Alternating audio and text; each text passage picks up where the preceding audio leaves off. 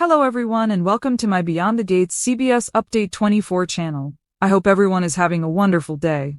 Before we begin, please hit the subscribe button and give this video a thumbs up. Chelsea Hamilton is done playing nice, and Bill may be about to face the toughest cross-examination of his life courtesy of his own daughter. Across Fairmont Crest, loyalties are shifting, tensions are rising, and the people trying hardest to keep secrets buried are discovering that truth has a nasty habit of resurfacing at the worst possible moment. Friday's Beyond the Gates spoilers deliver emotional pressure from every direction. Chelsea corners Bill about Hayley. Vanessa makes a bold move that signals just how deep she's gone with Joey. Ashley finds herself overwhelmed as Jan reappears with her usual brand of chaos, and Nicole's already complicated love life gets even messier when Carlton and Kiel collide at the wrong possible time. Nobody gets an easy day in the DMV. Chelsea puts Bill under the microscope. Chelsea has watched enough. She has seen Hayley slide into the family like a storm nobody asked for, leaving damage behind at every step. From the destruction of Dany and Bill's marriage to the endless drama surrounding Lynette, suspicious money moves, and emotional manipulation, Chelsea has never bought the innocent wife act, and now she is ready to stop pretending. Spoilers reveal Chelsea directly questions Bill, and honestly, it's overdue. Someone in that family needed to stop tiptoeing around the obvious and force Bill to confront what everyone else can already see. His marriage is built on shaky ground. Chelsea doesn't deal in soft hints. She sees the inconsistencies and she pushes until the cracks show. Hayley's so-called mugging story never sat right. The Lynette mess only got stranger the deeper people looked. Then there was the closed savings account and the suspicious personal check Bill discovered. Hayley explained it away with emotional manipulation and a weak excuse about money once meant for a child they chose not to have. Convenient. Too convenient. Chelsea knows that wasn't normal. She also knows her father keeps choosing comfort over truth. That may be the real problem. Bill is brilliant in the courtroom, ruthless in negotiations, and impossible to fool professionally. Yet somehow when it comes to Hayley, he keeps acting like a man who refuses to read the evidence sitting right in front of him. Chelsea may be the first person to force him to look. The real question is whether Bill wants the truth or whether he's more afraid of what happens if he admits everyone else was right. Because once that door opens, there is no putting the marriage back together the same way. Hayley's lies are becoming harder to manage. Hayley survives by staying one step ahead. She controls conversations before they become interrogations. She turns guilt into sympathy, suspicion into seduction, and consequences into someone else's fault. It has worked for a long time because Bill allowed it to work. But Chelsea is not Bill. Chelsea doesn't get distracted by tears. She doesn't forget history. She remembers exactly how Hayley entered their lives and what it cost the family. That makes her dangerous. Every lie Hayley tells now has to survive not just Bill's questions but Chelsea's instincts. And instincts are harder to manipulate. The poisoning storyline alone is a disaster waiting to explode. Bill still doesn't fully realize what's happening with those carefully prepared drinks, but the closer he gets to financial irregularities and Lynette's disappearance, the more likely it becomes that unrelated lies start connecting.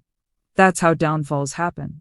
Not because one giant secret gets exposed, because 10 smaller lies finally collide. Hayley may think she still has control, but people like her are most vulnerable right before they realize the game has changed. And once Bill starts doubting, he becomes far more dangerous than he's been as a trusting husband. Dany and Naomi finally breathe together. Not every emotional moment this week is built around confrontation. Some are about survival. Dany and Naomi sharing a quiet moment of comfort matters because their relationship often gets buried beneath louder storylines, fashion drama, Bill chaos, marriage tension, and family politics. But underneath all of that, they're still mother and daughter, and both women are carrying more than they admit. Anita's positive medical report brought relief to the entire Dupree family. For weeks, fear has sat in every room, shaping every conversation. Cancer has a way of making even normal life feel fragile. Now, with better news finally arriving, people can breathe again. But relief doesn't erase exhaustion. Naomi is still struggling with Jacob's undercover work. Every bruise he brings home, every sudden disappearance, every call from a motel instead of their home adds another layer of fear. Loving someone in danger is its own kind of slow panic. She's been trying to hold herself together. That only lasts so long. Dany, meanwhile, is carrying her own quiet disappointments. Chelsea, turning down her offer to collaborate professionally, hit harder than she let on. Dany misses relevance. She misses feeling needed. She misses being central instead of adjacent. That kind of emotional bruise doesn't heal with champagne and confidence. Sometimes it needs honesty. That may be what makes this moment between Dany and Naomi powerful, not dramatic speeches, just two women admitting they're overwhelmed. Sometimes support looks like simply sitting beside someone and saying, "I know." That matters more than people realize. Jan returns and Ashley's stress level hits maximum. Ashley barely has time to process Grayson's chaos before Jan arrives to make everything worse. Perfect timing, obviously. Jan has always brought energy that feels like stress-wearing perfume. She loves her daughter, but she also arrives with opinions, judgments, and a deeply consistent belief that Ashley makes terrible romantic decisions. Especially when it comes to Grayson. She was already skeptical. She preferred Derek. She thought Ashley moved on too fast. And now, with Grayson showing up stabbed and admitting he got pulled into dangerous criminal activity tied to the plasma ring, Jan is going to feel like she deserves a trophy for being right. Ashley does not need that right now. She's already emotionally overloaded. She likes Grayson. She sees the good in him.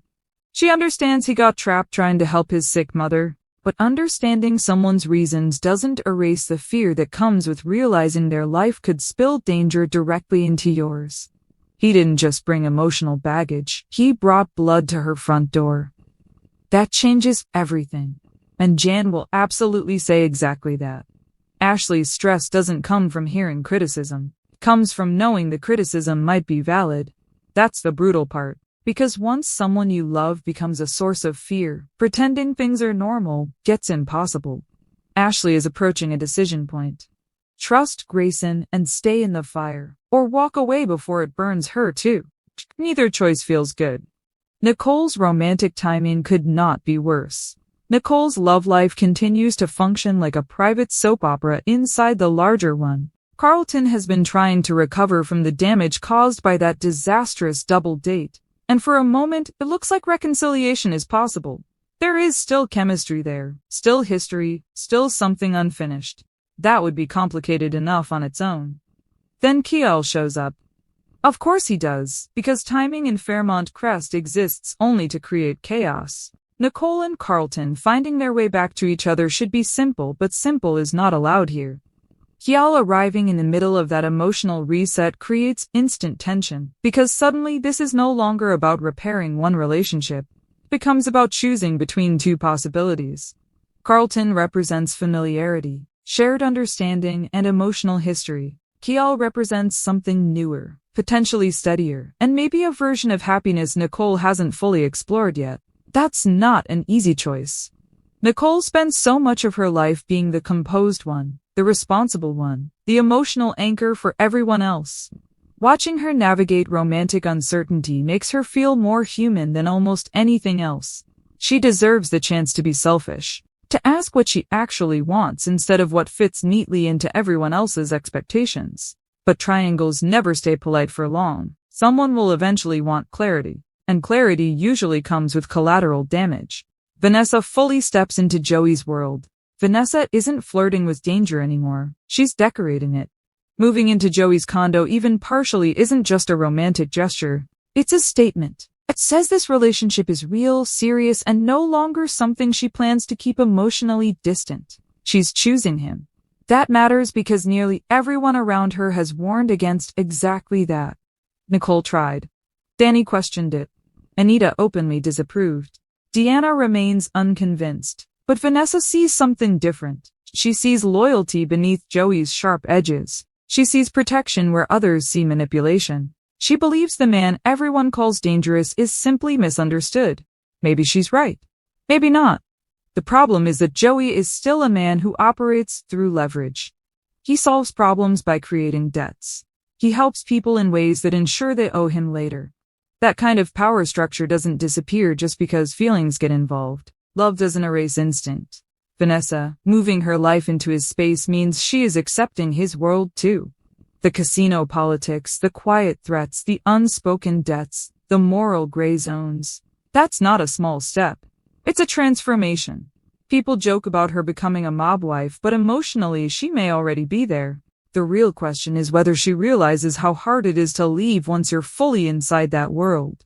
Everything is quiet right before it breaks. This episode feels dangerous because so much of it is emotional setup.